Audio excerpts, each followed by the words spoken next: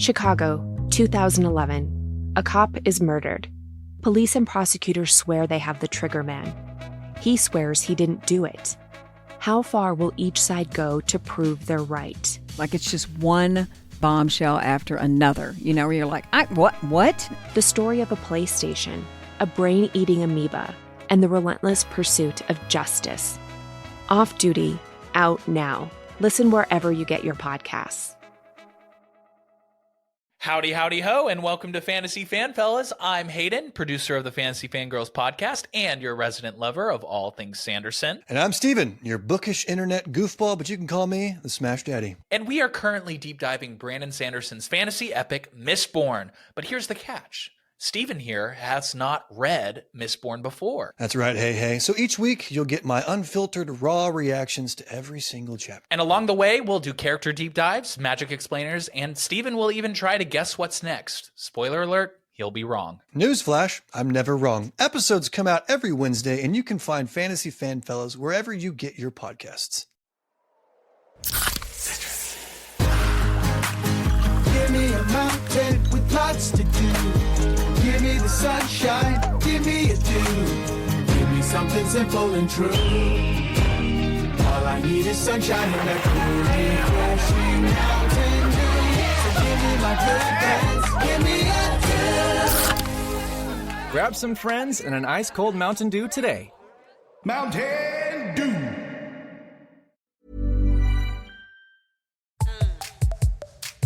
Hello, everyone, and welcome to the Psych Legal Pop Podcast. This is a podcast where we talk about popular culture through the lens of an attorney and a therapist. I'm Brooke Brigham, I'm the attorney. And I'm Tess Brigham, I'm the therapist. And today we are going to be talking about the Jennifer Lopez movie and companion documentary.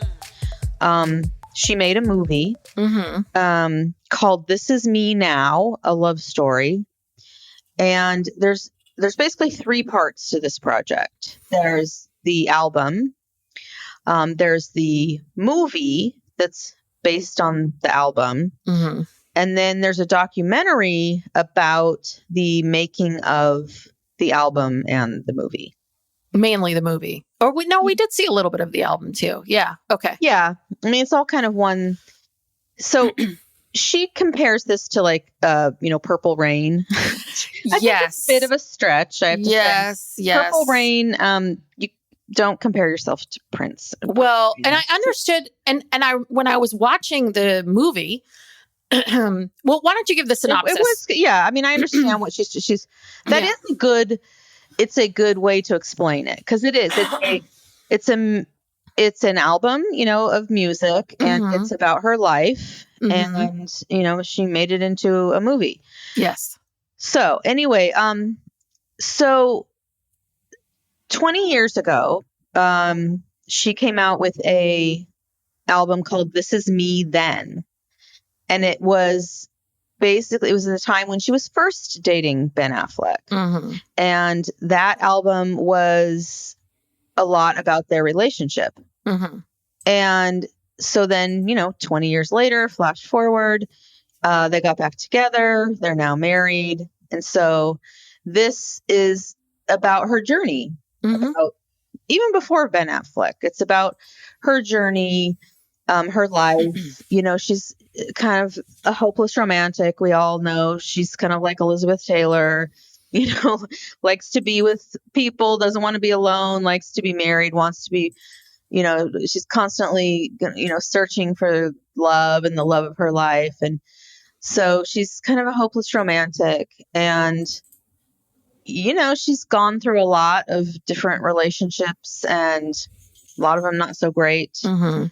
And it's her story, it's her life story, her quest for love. But it's not a linear story. It's a lot of fantasy and a lot of, right, these things that are partial dream sequences and sort of her interpretation. Right. It's not literal. It has themes. Yes. Lots of themes. Lots of themes. So maybe too many themes. I think that's a bit of the problem. The too many themes. Yeah. Yeah. And I mean, I don't know how else to, describe it without getting into the details of it, but the movie. So let's talk about the movie itself. Yes. Yes. Now I have to say, when I watched the movie, I didn't hate it, but I was a little bit like, this is a little weird. But then when I saw the documentary, and the documentary really explains the movie a lot more, and when you see how passionate she is about it, and all, how much time and effort she put into it. I mean, I wanted to hate it, but I didn't. I actually kind of liked it, and by the end of it all, I had a lot of respect for her. I mean, I've always looked at her and thought, yeah, she's a very hard worker. And I'd forgotten like a lot of the stuff that she has done, and you just forget. It's all kind of a blur, but she really is like an entertainer. She does it all. She's she's Madonna. She's like one of those kinds of people, and she is interesting. She's an interesting person, and so is that your high level? I'm very curious. High level. Because I really came into this with this feeling of, I'd heard what people have been saying about it, and I know that hasn't gotten the best reviews. It hasn't done very well. So I really went into it with this idea of, I just want to see what this is. I'm going to walk into this with the open mind, open heart. And she's beautiful to look at, number one. And it's, and visually it's beautiful to look at. I think one problem that I had, which is not, a Jennifer Lopez problem, but it's more of, I don't really enjoy her music. I'll be perfectly honest with you, because I think some of it's catchy, that Jenny from the Block, but I'm never going to, I don't have Jenny from the Block on my, on my workout playlist when I'm taking walks or whatever, right? I've never bought any of her albums. I've never had any desire. And I don't really like that style of music that she does. And I've never, her voice is nice, but it's not like punch in your face powerful like other people's voices. So I'm not here to, I think she's incredibly talented. I think she's a great dancer and all of these other things, but I just don't love the music. And so that I think, so I also, when I was watching the movie, thought about Purple Rain. And I think the thing is what people have to recognize too. I'm sorry if people are going to be hurt by this, but Purple Rain's not that great of a movie. Prince was never that great of an actor. Like it wasn't that great of a movie. It wasn't that well written. It was kind of a little simplistic, but what made Purple Rain was the music, and Prince, and you could sit there. I mean, can you remember that Purple Rain, like him playing the guitar at the very end of Purple Rain? I could listen to that over and over and over again. And that's the impact. That's the impact of it. Yeah. And I just don't feel like her music is as impactful and really like gets to you the way Princess does. And even if you think about Lemonade, that was an album. I mean, at one point, Beyonce's voice, you hear it crack, her being like, you motherfucker, how dare you cheat on me kind of thing. Like you feel that. And I think with her, you just don't feel that. It's not the same. So I was trying to enjoy the music and I was trying to enjoy it. What I was very perplexed about was, at the end, I was kind of like, so this is your big aha? This is this thing that you feel like you need to tell us, that really love isn't about other people, but it's about loving yourself? Like, okay.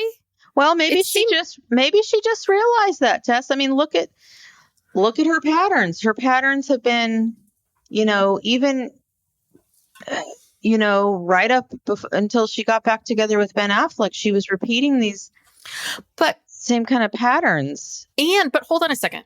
I think I would be with it a bit more if really, let's back up for a second, because she divorced Mark. Okay. So she went right from Ben Affleck when that broke up to Mark Anthony. She was remarried to within him. Like 6 months? Yes. Okay. Yeah. They then get divorced. She's with Casper. What's his face? The dancer. Well, she was with Mark Anthony for 10 years. Yes. Yes. And then she was with Casper for like 5 years. Yes. And then she was with A-Rod Yeah. And for like 3 or 4 years. And so, and she went right from, I mean, it was literally like she and A-Rod broke up, and then less than a month later, you see her with Ben Affleck. And she doesn't want to be alone. No. And I think, obviously, Ben Affleck was waiting in the wings going, great, they broke up. Let me jump on this now. And I get it. I understand that. But you've never done the things that you say that you should be doing. Your whole idea was it's about proving to people that you can be alone and that you can love yourself. That's like the end piece of it. And it's like, but you just kind of kept going from relationship to relationship. That's all she's ever done. So where's the big aha in her life? This is the part I'm not understanding. It's like, it'd be one thing, Taylor Swift, for example, with that Miss Americana, where all of that stuff happened with Kim Kardashian and Kanye and and she goes away for a while and she kind of like leaves the spotlight and she gives herself time, and then this is where she regroups. So I was a little bit like, okay, but you've never really stopped and regrouped. So are you saying that you were doing all of this self-love work while you were going from relationship to relationship? Like, when were you doing this work? Because so far I've only seen you in relationships. So what you're saying is that while you were in your marriage, while you were in these relationships, you were working on all of these things. Do you know what I mean? Yeah, but I don't know. It's unclear. It's unclear when exactly she came to this conclusion, because the only time she really mentions it is, okay, but so there's a scene in the movie where she meets her younger self, and she, basically, I think the younger self says to her, something along the lines of, you don't love me. You don't love me. Or something like that. And she's like, what are you talking about? And yeah, so it's like, she says, I didn't give enough love to my younger self or myself, yeah. And I don't know, like, when, okay, that's what that symbolizes, but it's very unclear. When did you come to that realization? Yes. And how? Right. And what was that? Because what we saw a lot of was, we see these fantasy sequences, and then we see this sequence where she is getting married and there's 3 different men. And so they're sort of showing all of the marriages and all of that. And then but it's still not making her happy, and she still doesn't know what she wants. But so there was never a moment of that transition to her then facing the kid. Like, it was almost kind of like, okay, so what was your big aha? Was it just simply you saw your younger self and your younger self said, you don't love me? And then you realized, like, you don't love yourself? I don't know. I felt like the documentary explained a lot more and was a little bit clearer, because I also thought that this story, okay, so the whole thing is about love. So we see Ben Affleck in the beginning. Well, he plays this kind of character on TV, like a news character on TV, this Rex Stone. But you see them on the motorcycle in the beginning, right? And that's Ben Affleck. And then that crashes, and that symbolizes the ending of their relationship the first time around. And so then it feels like it just ended. Like, I kept thinking there was going to be 10 more minutes. And I was actually watching all the credits because I was so confused. I was like, so wait a minute, when are you meeting Ben Affleck? Like, when are you? So wait, the ending. That's at the beginning, not the end. Oh, it is? The motorcycle? Yeah. Yeah, no, the motorcycle's at the beginning. That was the first relationship. So she's not showing us her current relationship. She's not showing us how they reunited. Because I thought she does. Okay, so that I was very confused about. Okay, what was that? Okay. Towards the end of the movie, she gets, I feel like this is terrible podcasting. We're like all over the place. We're not like really, telling the story. But that's a little bit about how the story is, right? Okay, well, let's try to get back on track. But first, I have to say, at the end of the movie, she goes to a wedding of one of her friends. And this man, you don't see his face, but if you can kind of see the profile, it's Ben Affleck. You can tell just by his body language, and but they don't show his face. Okay. He comes up to her and he gives her a hug. at that wedding. Okay. Yeah. Got it. I missed all that. I must have been paying attention to something else. So then that happened. And then in the documentary, they tell us about how there's this sequence where she puts on that hazmat suit. Mhm. And that was when the heart starts beating again and the roses petals start coming up. And that's supposed to symbolize her When she broken met him, heart. when she came back to him. See, I didn't get that in the movie. Once they talked about it in the documentary, then I understood.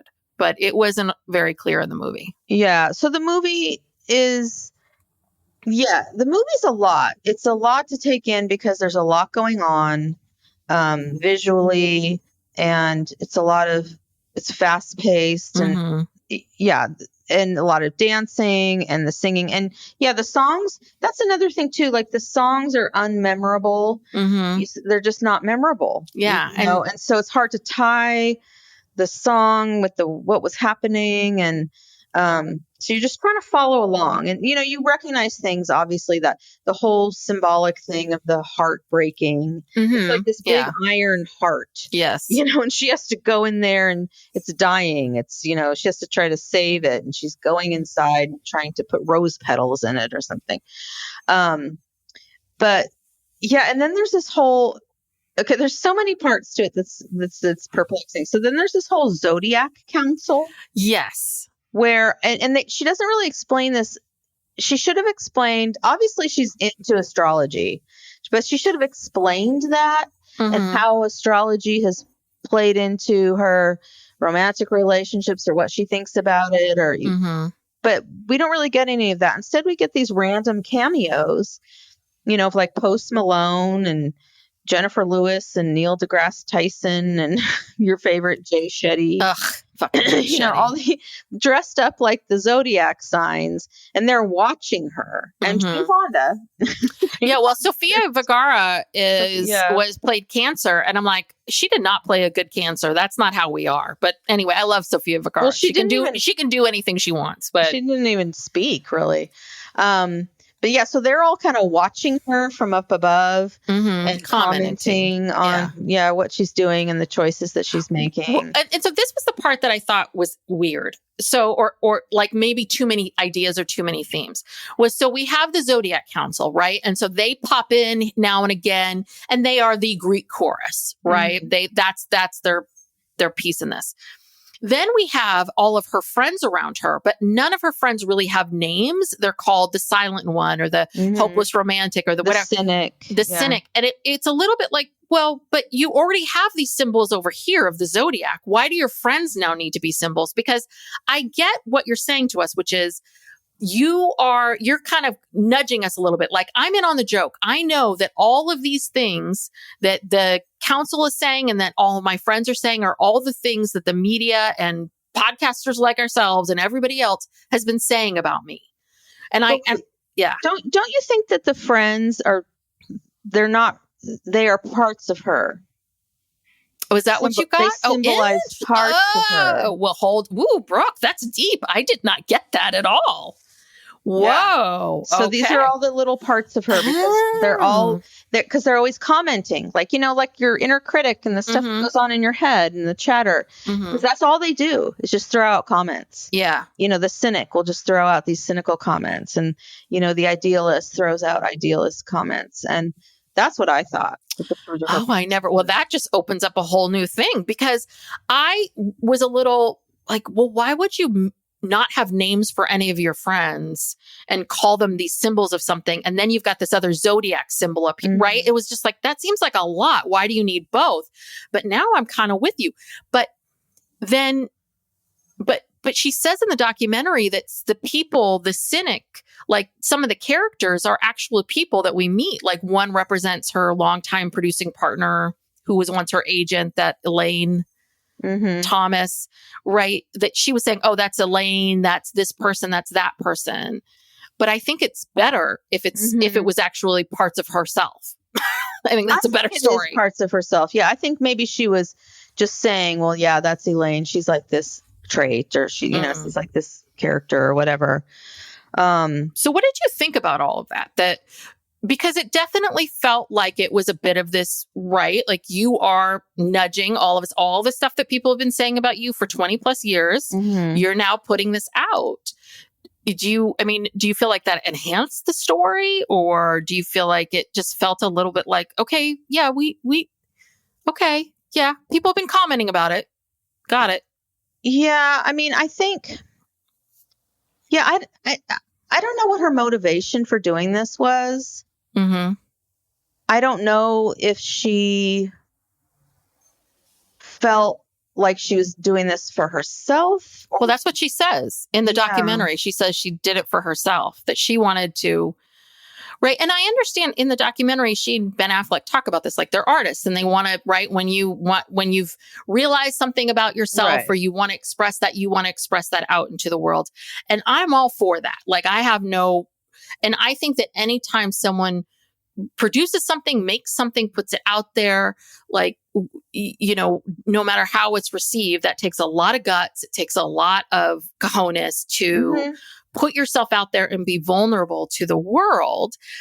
My issue was that the whole time I'm watching this, I feel like she's telling us I'm being vulnerable with you, but I don't really feel like she's being vulnerable with us, because I don't feel like I've learned one thing about her. Well, because we all know everything about her. I mean, because of the nature of who she is and what she does, or at least we think we know everything about her. Mm-hmm. That's that's the thing. But I feel like she was very vulnerable. Like, like that Love Addicts Anonymous. I mean, she pokes, she says, yeah, I am a love addict, You know what I mean? She's not trying to justify. I felt she was pretty honest about, and the relationships, she didn't shy away from. It was clear, like when she came home that night with that guy. Oh, yeah. And the gun fell out of his pants. I mean, clearly that's symbolic of, P. Diddy. P. Diddy. I don't think she shied away from any of these relationships. And when she's in therapy with one of the guys that she got married to, he says, I feel like I work for you. It was probably like, that's probably like one of that backup. That was the backup dancer guy. Married. Marriage number 2. You do work for me. Uh-huh. But, I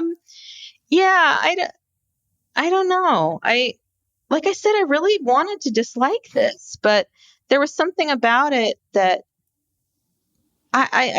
no, she's also faced, here's the thing too. She's faced a lot of discrimination, and pushback, and people making fun of her. And, remember how everyone, before the Kardashians came along, all everyone wanted to talk about was her ass. Oh, yeah. Oh, yeah. That's all anyone talked about. And it was brought up every time she'd go on the Tonight Show or, anything. People would bring that up. And did you see the documentary she did about when she performed at the Super Bowl? No, I know you saw it and you said it was good. I haven't seen it. So basically, the first time they have, a Latina perform at the Super Bowl, they have to get 2 of them. Mm-hmm. They have to have her and Shakira, and she's just sort of like, what? I'm J-Lo. Like, why do I have to do this with somebody else? But she did it. Mm-hmm. She did it anyway, and she did a great job, and she's always professional, and she's put up with like a lot of bullshit, and so I think she just wanted to. I don't know. I'm not sure what the motivation was. Well, and I'm with you. I'm not here to bag on her, because I agree. Listen, the woman is beautiful. She works incredibly hard. I give her all of that. I really do. That's not what I'm saying. But I felt like I was missing something. That was just my take on it. Was I really felt like I don't feel like I learned a lot about her, or how she feels, or what she thinks, or what any of this is like for her. I feel like I learned a lot more about her in the documentary that she did. Yeah. No, the movie is very produced. It's visually very ambitious, and these huge like dance production numbers, and at first she couldn't get a studio to back this, so she put up $20 million of her own money. she ended up selling it to Amazon. Hopefully she at least made her money back, because it wasn't about the money. You know, she like, and Ben Affleck is very prominent in the documentary, and he talks about how, that she was just, she had to put this out. Like she was just obsessed with, not obsessed. I don't know if that's the right word, but like this was just really important to her to get it out. And he says, I understand what that feels like. You know, you have a piece of art, you know, no matter what, you're just going to do it. And this hasn't been done before. This is pretty unique. I can't think of a time when, you know, they've got the, you know, with the documentary and the movie and all this coming out all together. I mean, it is pretty cool. Yeah. And I don't know. To me, it felt like the movie was missing. It just felt like it was missing something. It just felt like it was missing something for me. I felt like I needed more of a hero's journey, more of an aha, more of a, and I don't need it to hit me in the head, in the face, because this was all about symbols. But I just kind of felt like I still don't, okay, you learn that you love yourself, and then now you're out in the rain dancing, and then it's over. It's like, I just kind of was like, well, so what did you really learn? What is the big, it's a musical. You know what I mean? That's the thing. It's a musical, and you know, musicals can't be too serious. You know, it's kind of like, well, but this was very serious. Come on. Like, this was not a lighthearted musical comedy. I mean, and it was structured that way to, you know, show things. And I think that it's the kind of thing where once you sort of know more about it, it seems more interesting. And I think maybe this was part of why it didn't really work for people, because it's almost like you need to watch it in a film class and talk about it with the professor and then watch it again.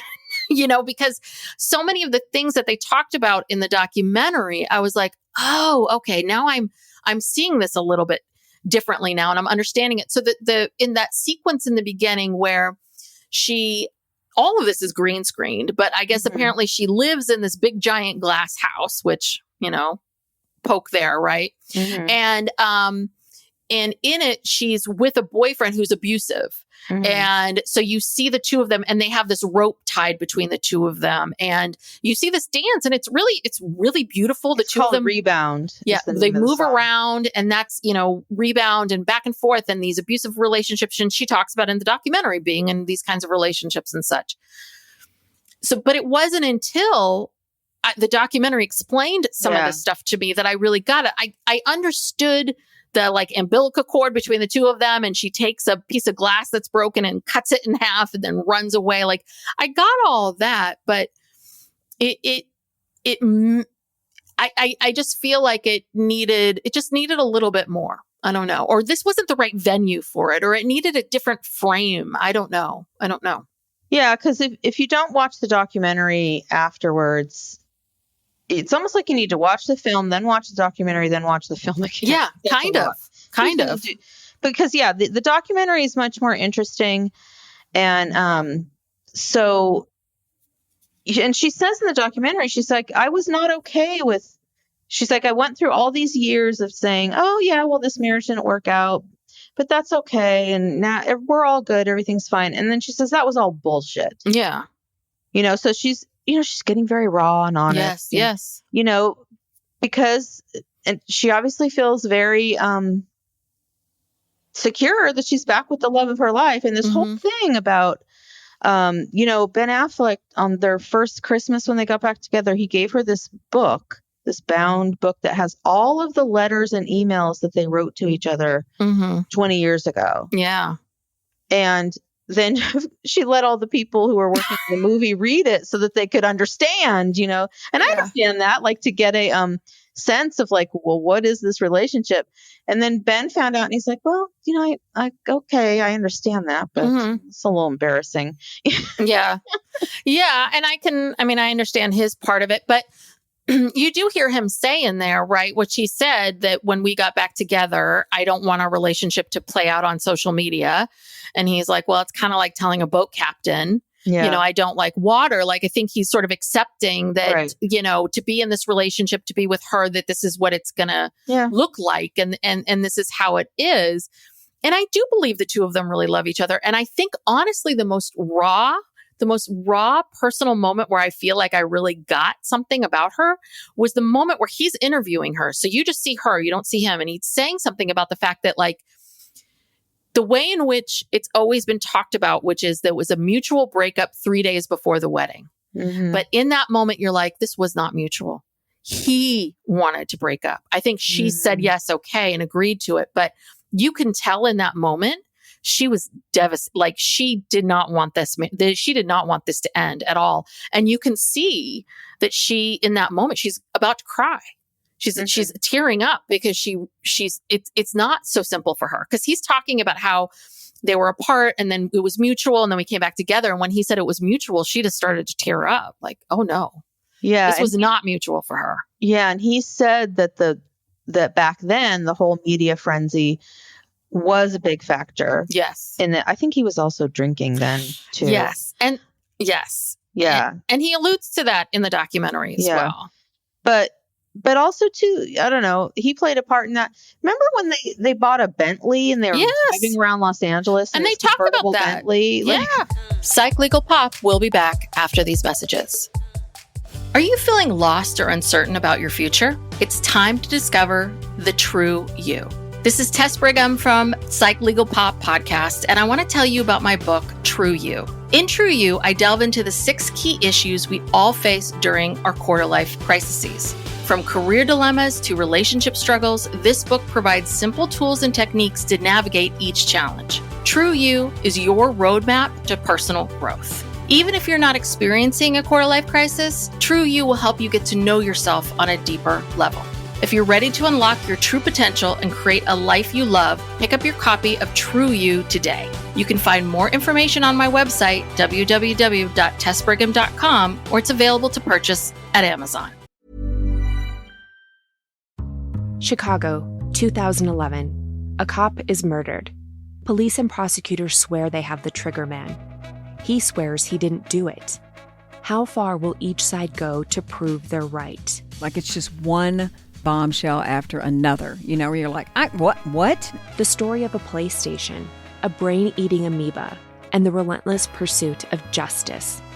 Off Duty, out now. Listen wherever you get your podcasts.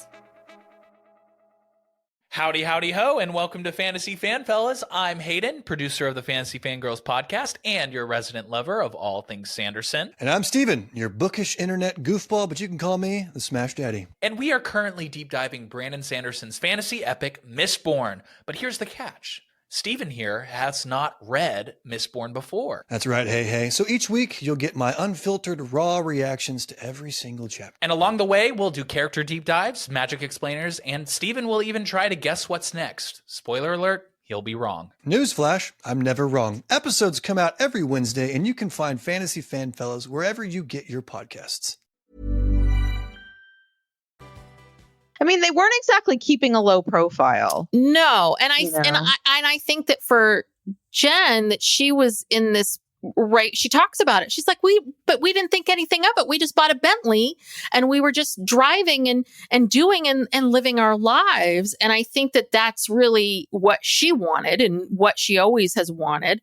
And I think that obviously for Ben, right, I really think that their breakup and him marrying Jennifer Garner was very calculated.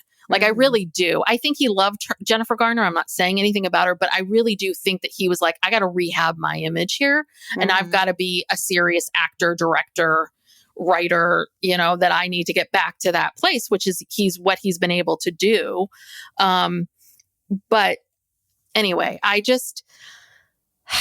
don't know. It's hard to really understand I don't know. I just don't feel like I know enough. I feel like I would have, a book I think would have been better or something like that. Tell us more about, yourself and she alludes to her childhood at one point. Like her father was absentee, wasn't around, and her mom was a bit of a narcissist, she says, and she was the middle child and got lost in a way. And that she said that she married and dated people that sort of perpetuated those cycles. And it's like, okay, that's very interesting. So both parents, which parent, I feel like she kind of kept giving us a little bit of a tease. I'm going to give you a little bit, but I'm going to hold the rest of this back. And okay, I understand that you're an artist. You can give us what you want, but I think that it didn't work because my 2 cents, I think she needed to be a bit more vulnerable and in different ways with the movie. I think the movie needed a little bit more than what she gave. Yeah, it. I agree. I think more about her childhood because, also I read, so when she turned 18, like she didn't want to go to college. She wanted to, she, at that point, she was a real serious dancer and she wanted to go to dancing school and she was interested in acting and she was interested in the arts and she wanted to go and do that. And she didn't want to go to college. And so her mom kind of like kicked her out of the house. Said, well, you got to leave, and she's been on her own ever since. And she really had, before she was J-Lo, she had a whole life where, where she was, she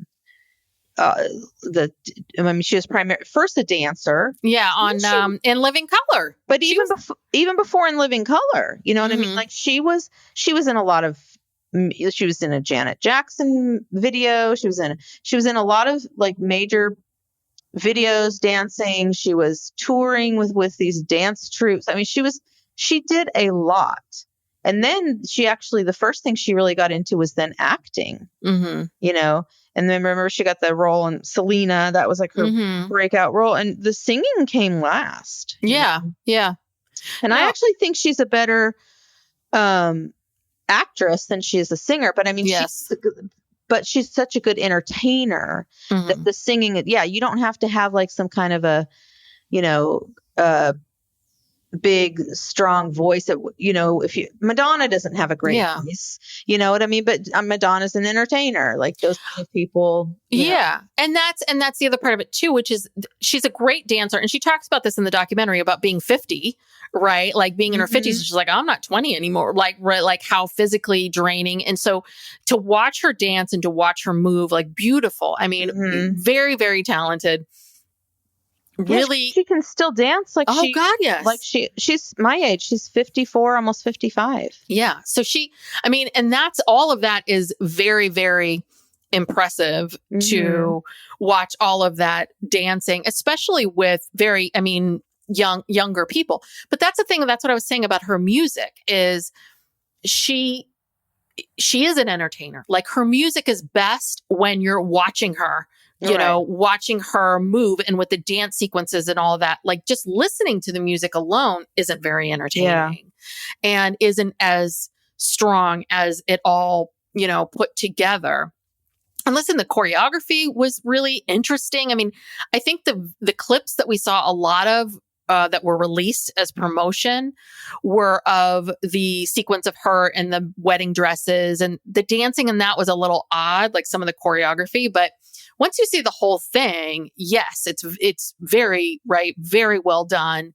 The dancing's amazing and the sequences of what you see and all of that. And even the singing in the rain, all of that is really cool to watch. But I think that's, I don't know. I think that maybe it was just too much hype around like this was the story. Maybe my expectations and other people's expectations were expecting a lot more, to learn a lot more, to know a lot more, to understand her. A lot. I don't feel like I really understand her any better. I feel like just, okay, I see you the same way I saw you before, which is, I always had admiration for her. Now, I do want to talk about in the documentary, there's a scene where she's talking to someone.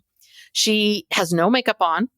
And she has, and what I realized was her hair is really short. Yeah. She's always wearing extensions. Like, I was like, all of that's extensions. And then you look at her and you're like, she's obviously very beautiful. She's got an incredible body, all of those things.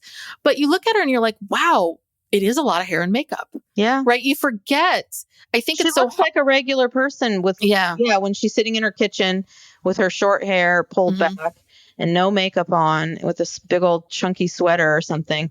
She just looks like an attractive regular person, but a regular person. Yeah. Yeah. But the hair and makeup is another level. Oh my gosh. And that's the thing is that as women, it's so hard, right? You see someone like J-Lo and you're like, oh my God, she's older than I am and she's gorgeous and what, huh?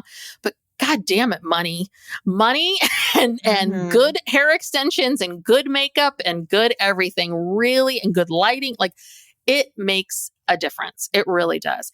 And I have to say, the Met Gala happened last week. Did you see? She looked stunning. I love that dress. I know some people didn't like it, but I love that dress. And the other thing too is she's getting a lot of I think it was a quick news story, but apparently someone asked her what she was wearing and she kind of like very curt said Schiaparelli or whatever. And people were very, they thought she was being rude. And I was kind of like, I don't know. I watched the clip. I was like, she's trying to get up these stairs so much. She's hearing like in the back of her head, she can't even move her body. Someone over here behind her is saying, what are you wearing? She's just like, Schiaparelli. And then and she's probably answered that question 10 times already. Yeah. And this is like some journalist who's asking her yet again.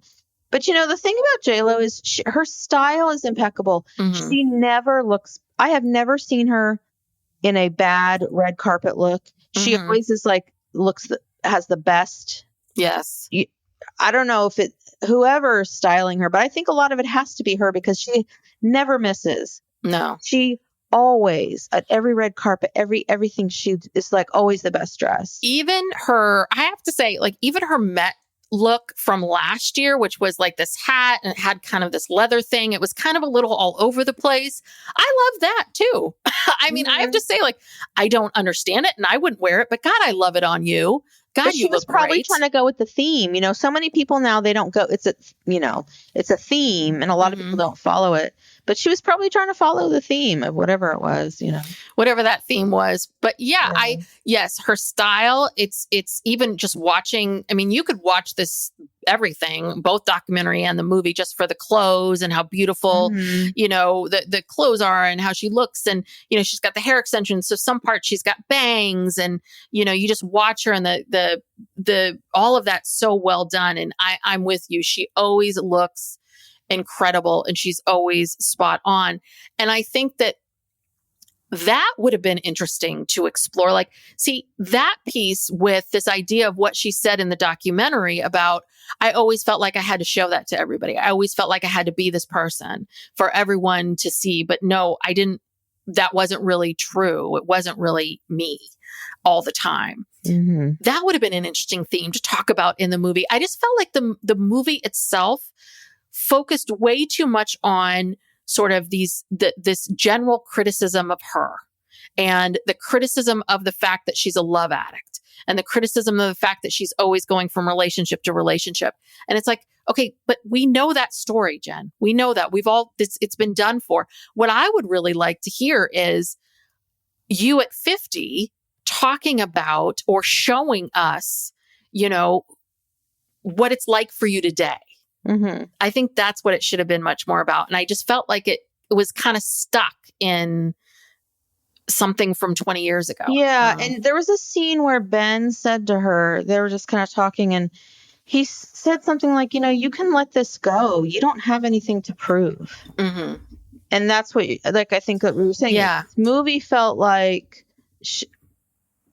in the documentary too, like she's trying to prove something to people that like, see, I am talented. I'm not just some, some loony who's like goes from man to man. And probably now that she's back with Ben, I'm sure she gets even more criticism about, that whole situation. Really? You think? Because I think everybody is for Bennifer 2.0. I feel like that's only been positive. Everybody I wanted don't Bennifer know. 2.0. I don't know if people can be so vicious, though. You know, Yeah. who knows? I don't know what people are saying. I'm sure there's a lot of people rooting for them, but you know that there's other people who aren't. Yeah. You know, and that's the thing. I think she's very sensitive. She's a very sensitive person. Yes. I mean, most artists are very sensitive. She's very sensitive. She does care what people think about her. You know, she does. She does want people to know that, yeah, you know, this is my journey. I've been through this. I'm not just some, you know, idiot. I don't know why. Yeah, but I don't know why at age 54, why she feels like she has to do this. Yeah, because that's what I'm saying. It's like, okay, we've all talked about that. And yeah, you don't have to prove to us that you know what everybody's saying about you and that that's not necessarily true and that it was much harder than what people were saying. It was like, you don't need to tell us that. That's what I'm saying, that I felt like it was a little simplistic, that I needed more. I felt like, go another level down. Let's go farther down this place. Here you are this mega superstar. You're married to this other mega superstar, right? Like, who are you now? Like, really tell me, who are you now? And I just don't feel like what I got was, and I think that a lot of the songs that were written were when she was in a love haze. They were with about Ben the Affleck. past. The movie's called This Is Me Now, but it's all about the past. Yeah. Yeah. You know, and it's how she got to where she is now. But it's like, well, where are you now? Yeah, like tell me who you are today. Right. And I get the idea, because she said, and this is how I think these things kind of get off the rails and that nobody stops you kind of thing, which is, in theory, right? It's been 20 years since you recorded the first album, right? It was highly successful and you were dating this person. Here you are 20 years later, isn't this perfect? This is me now. You know, that's what you can title it. And you write all these songs. And I think she was like, oh, that's great. I can call it this. And then, yes, I'm in this new relationship. And I think she wrote all these songs when she's like in this high love, you know, place of like, oh, I'm so happy to be back together, all this stuff. Right. And she writes this album, and then they have the album, and she comes up with this idea of, I want to do something more with this. I don't want to just shoot a bunch of music videos. I want to create something from that. And I think that was a bit of the problem, is that I really don't think it was thought through enough of the headspace that she was in when she wrote the album and how the album is then translated to what's happening in her real life. And I just it's really hard to explain, because the movie is right. There's all the symbolism and I'm sure there's lots of stuff that if I went back and watched it again, I would see again. I again felt like you're telling me that you don't placate at people anymore. And you're telling me that you are matured and grown and you're not that person anymore. But you have not shown me or done anything so far that's made me think that. That was my main point from the beginning, is like, I don't see it. I don't see the growth. Yeah. But I do think she's grown. I do think she's grown. Yeah. Absolutely. I just don't think she was able to articulate that. Yes. That's what it is.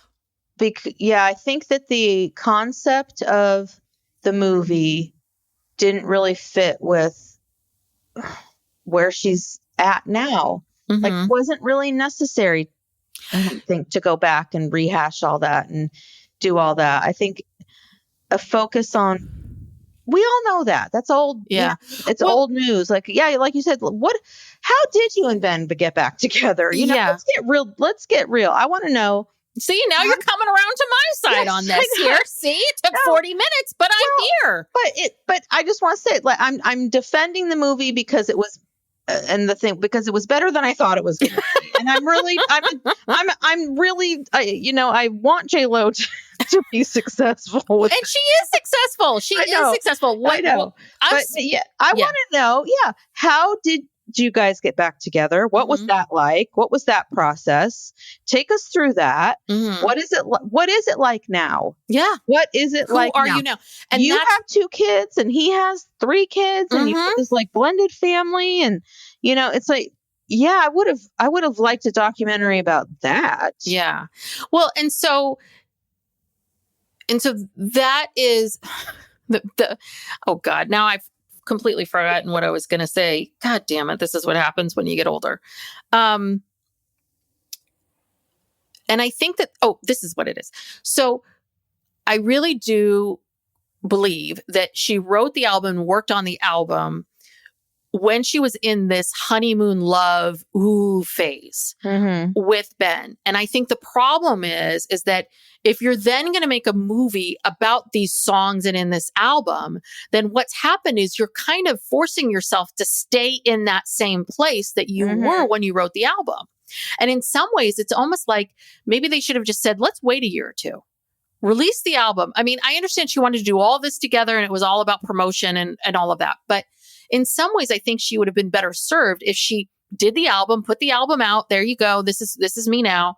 And then gave herself a couple more years to really settle into this relationship and then talk about this from a larger place. Because I think that that's the problem is that I don't think it's completely full circle. You know, I don't think that she has completely learned everything that she can, that she's learned, or if she has, she just didn't do a very good job of explaining it to us in the movie. Yeah. And part of it is the music industry is so different now. Yeah. Yeah. If she had just put out the album, it would have gone nowhere. Yeah. You know what I'm saying? Because it's not, the songs are not that good. They're not that memorable.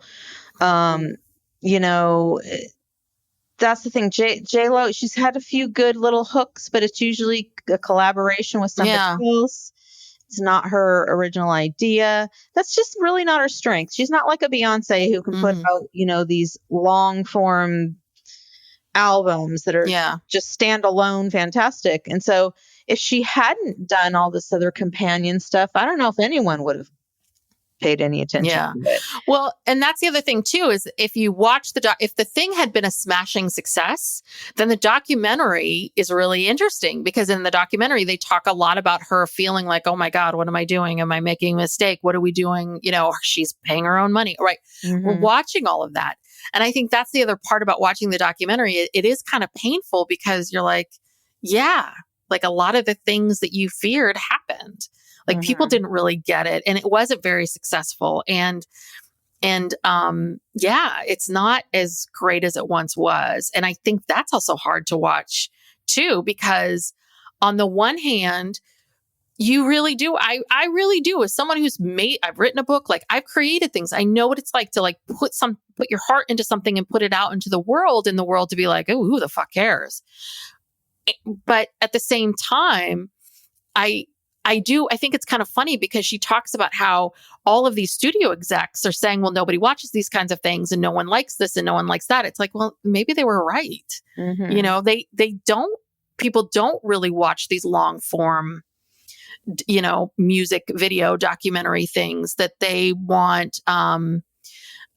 She would have actually been better served. Actually, now that I'm thinking about it, it would have been better served if she did a documentary, kind of like what Madonna did with Truth or Dare, a documentary of behind the scenes of her life, of her then making this album and making these music videos. You could still show us the symbolism. You could still do all of these things, but you have to blend it together because the two things apart aren't as good as they are together. It's almost like you have to watch them each together. So then we could see the music video, we could see the sequence, and then maybe you could describe it to us, or we could get a better sense of what you were thinking before you put this together, and then we're watching it. Do you know what I mean? Yeah. Yeah, it's hard. It's hard. This isn't easy, making art is hard. And then you see these movies that are amazing and wonderful. And it's like, you wonder how did these people get this together? Because it's so easy to screw it up. It's hard. It is. So I'm not dissing that part of it. I'm just, well, did it really flop? I mean, Amazon bought it. Yeah. I mean, I think she recouped I would hope that she recouped her money. I mean, we do know, right, the tour, because they were doing a whole tour around this it was going to be the whole new album, and the tour dates, they had to change the title. Like it's no longer This Is Me Now. It's like, This Is Me Then and Now. I don't know. Like basically sort of saying that we're not going to just play the recent albums. Like she had to replay the hits. Yeah. We're going to play the hits. Don't worry. And she pulled a bunch of dates. Like, I don't think it did very well. I also think that the timing is not great because I think that between Taylor Swift and Beyonce and who else? Madonna, people are like, we have no more money for tour tickets. Like, I think people, and it's a bad economy, right? Like, I think unfortunately, everyone spent all their money on Taylor Swift. And so I think that's the other reason. I think a lot of people would have gone to see her if these three people weren't also touring and draining everybody of their money for the tours. So I think that hurt her too. So I don't know. I haven't really seen her talk about the sort of the fallout or how she feels about it or what she's thinking. I don't know. She probably hasn't been talking about it because it's not great. Yeah, it is painful. I think the best part of the documentary was Jennifer Lewis. God damn it. I was like, I would watch a whole documentary about Jennifer Lewis. She's so funny. She is so good. And she plays Gemini. And if you don't know who Jennifer Lewis is, she's an actress. She's been around forever. She's probably best known for being on Blackish as, is it Anthony Anderson? His mom. Oh my gosh. She is so good. But she just comes into this like, what the fuck is this? Yeah. What am I doing? She's like, what did she say? I'm J. Lou. She's like, I'm the original. Are you kidding me? But and then she was just kind of like, why are we doing this? What's the point of this? Like she said some very and then she gets into this whole thing about age and how this is the price of the what you get back from aging and your bones creaking is wisdom and understanding and so many things, patience and just a new depth, a new level of understanding about yourself and the world around you. That's one of the best parts about getting older.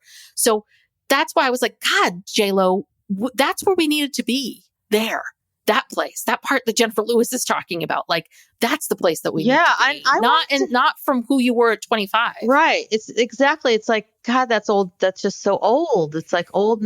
It's old. It's over. Let's move on. Even Ben said that. Yeah. He's like, it's okay. Just like, we're moving on. And I would love to see more of her and Jane Fonda talking. Yes. Yes. That was fascinating. And it's interesting too, because I do think that, Jane Fonda also, and I think that this is being a woman, Jane Fonda has been married several times. It's all been very public. Jane Fonda, like J-Lo, has gone through various iterations and done lots of different things from her political stuff to, if you are young, you didn't know about Jane Fonda and the workout videos of the 80s and all of those things. I think there is a lot of parallels between the two of them. Yeah. And I loved all of that piece of it. And it was Jane Fonda who pointed out a line in the movie that she was like, oh, that's really good, where it was about something that J-Lo was reflecting on, like, oh, I picked this person because they were safe. And it's like, oh, that's interesting. Oh yeah. Jane Fonda, like, oh yeah, that's interesting. Okay. Yeah. And I think that again, shouldn't be your actors pointing out the interesting parts. Like that should have been, we should have really been able to see that and feel that and understand that. So, yeah. And there was another part too, where she was trying on clothes, like fitting, like just wardrobe stuff for the movie. And and Ben is there and she's like, do I look fat? Yeah. And I'm just like, oh my God. Oh, J-Lo, like, what are you doing? He's like, no, you're too skinny. It's like, yeah.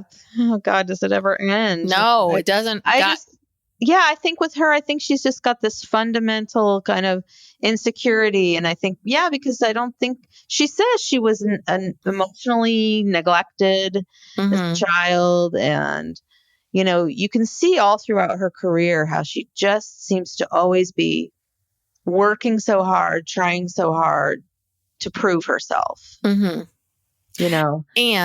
if she was a white male, she would have a lot more accolades and there would be a lot more proof. Absolutely. I give that to her, that she and Jane Fonda, like all of the criticism that Jane Fonda has gotten over the years and all of the rest of the stuff that's happened, like so much of this is very misogynistic and, yes, absolutely.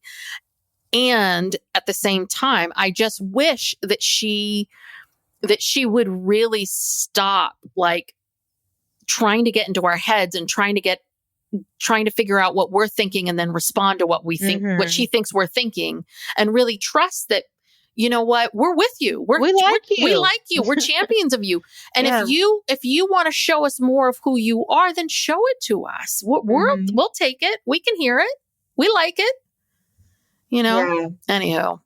All right. So we've beaten this to death. It's about the length of the show of the movie. Yes, this is the length. Exactly. The movie was 66 minutes. And we're at 55 minutes. We could have just narrated the movie. But it took us till minute 45 to like really figure out what is it about this? What am I trying to say here? And now you got a sense of this is why it takes me so long to write articles and stuff. It takes me like 45 minutes to like parse out what is this thought I have, and then I have to say it. So anyhow, thank you for coming along on this journey with us. We had to work it out. We had to talk it out. We had to get through it. Just like J-Lo and Ben, we had to work through it. We had to get through it and get to the other side. And now I know to love myself, Brooke. That's right. That's the key to it. Yeah. Everything. You have to love yourself. You have to like yourself. That's what Jennifer Lewis said. She said, you got to, you got to learn to like who you are. So I hope everyone out there listening likes who you are. You need to like yourself, because you're on this world by yourself.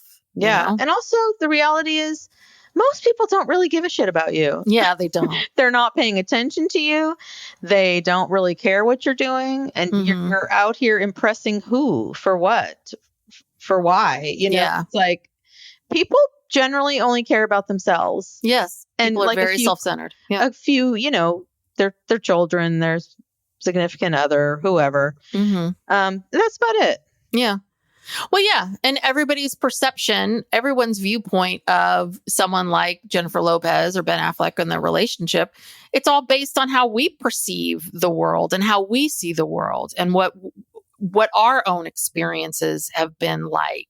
And, oh yeah, that was another part of it too, really quickly, that I kind of felt very young to me, is this idea of this, soulmates and love and, how her character is this person who's like, I really believe in love. And, despite what anyone says, I believe in this stuff. And I feel like, and that's not a very mature way of looking at love. And so that's the other part of it too, is you're thinking to yourself, you've been married several times. You have 2 children. You've raised children with somebody. So this is still what you think your path is about the quest of true love or soulmates, or like that feels like a lot of the stuff that she was talking about and writing about is stuff that I think I was thinking about at 22. Today, here at almost 51, I think about love very, very differently. And with a little bit more, not like it needs to be, not like a Debbie Downer, but with a little bit more realism of what it really means to love and to be loved, and what it really means to like show up for someone every single day. And that was the part I felt like was also missing. This mature, it's like a high schooler, writing a diary, when will I find my true love? And and the signs and the astrological signs. Pisces and Taurus are supposed to be a match. And it's like, okay, yeah, you're right. I mean, she's been through the ringer with a lot of different men. She should know by now that's, doesn't work like that. And especially the last guy, she was with A-Rod and he cheated on her. Yeah. That girl from, I also wonder, reality star. Oh, Madison. But I don't think they ever really saw each other, but I think he was probably cheating a lot. What I wonder about Mark Anthony is, I mean, he's felt like such a rebound for her, like such a rebound. Totally. He was safety. Yeah, I guess he was the safety. But I also wonder how he treated her, because I don't think he treated her very well. Like, I got the sense that he was very, I don't know. I think he made her feel very small. And really? Because I always thought that, so they'd been friends for a long time. I think he was always in love with her. And she wasn't really in love with him. And then when she broke up with, was it when she broke up with Ben? Yeah, because they got married very quickly. Right. she just kind of went to him. She's like, oh, this guy's been in love with me forever. And he, thinks he worships the ground I walk on. That's what I need right now. Yeah. And, she had kids with him. And so you think he always really, really adored her? Because I always felt like he seemed a little controlling.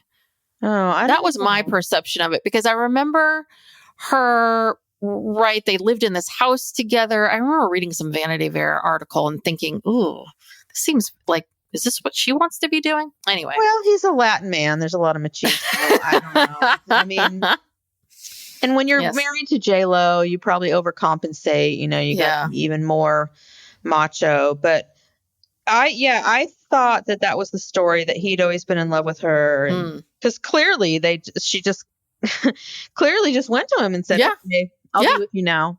Yeah, kind of. Yeah. Seemed like it. 2 months later, they're married, So I think less than that. I think it was like maybe. Yeah, no, it was all like, I want to feel like it was in the same calendar year. I mean, it really was. It totally was. Really quick. And then Ben Affleck too, he also, that was very quick too. He moved on quickly. So. Well, anywho. Jen and Benifer, I wish you the best. Yes, God, yes. I hope you guys stay married forever. And ever. Yes. All right. Forever. All right. Well, I hope you enjoyed this. Hopefully we didn't go into a million circles. Oh, we didn't bore you to death with our analysis and trying to work this out in our heads. But we appreciate you. If you've made it this far, thank you. We wanted to remind you all that if you are interested in getting more content from us, we have a Patreon that you can join. Just go to patreon.com/psychlegalpop.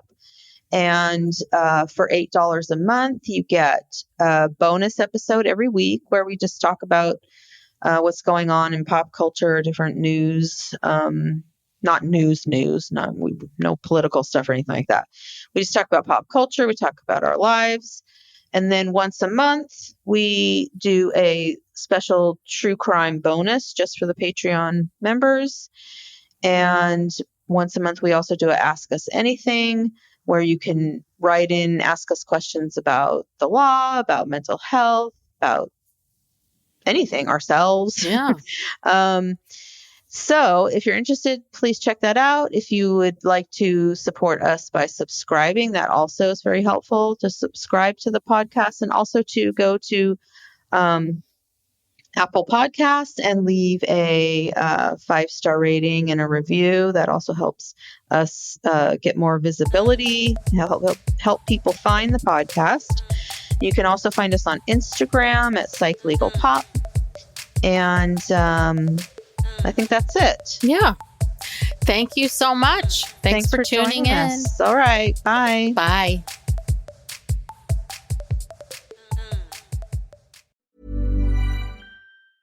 Howdy, howdy, ho, and welcome to Fantasy Fan Fellas. I'm Hayden, producer of the Fantasy Fangirls podcast and your resident lover of all things Sanderson. And I'm Steven, your bookish internet goofball, but you can call me the Smash Daddy. And we are currently deep diving Brandon Sanderson's fantasy epic, Mistborn. But here's the catch. Steven here has not read Mistborn before. That's right, hey. So each week, you'll get my unfiltered, raw reactions to every single chapter. And along the way, we'll do character deep dives, magic explainers, and Steven will even try to guess what's next. Spoiler alert, he'll be wrong. Newsflash, I'm never wrong. Episodes come out every Wednesday, and you can find Fantasy Fan Fellas wherever you get your podcasts.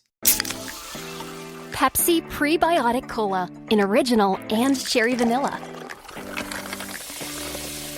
That Pepsi taste you love, with no artificial sweeteners, only 30 calories, just 5 grams of sugar, and 3 grams of prebiotic fiber.